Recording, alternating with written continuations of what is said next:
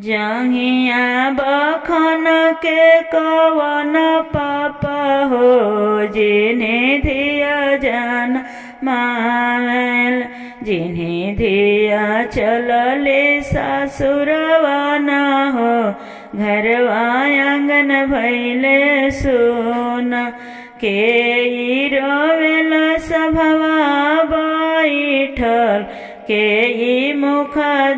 रुमाली के रोवेल डोलिया धाई के बहिना सासुर जस के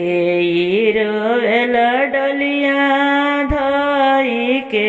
बहिना सासुर जस लटे लटे मोतिया गुहाई के बेटी ससुर जस पापा रोवेल सभवा बैठल चाचा मुख रुमाली भैया रोवेल डोलिया धाई के बहिना सासुर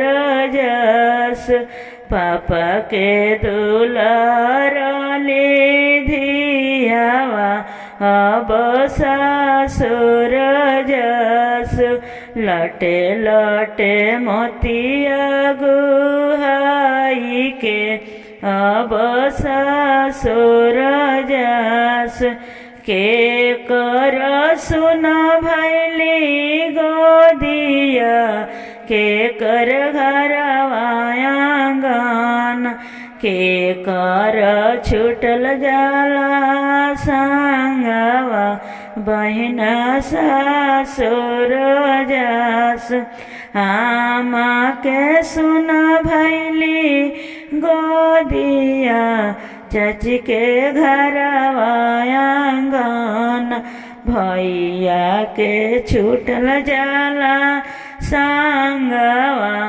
बहिना सासुर जस लटे लटे मोतिया गुहाई के बहिना सासुर जस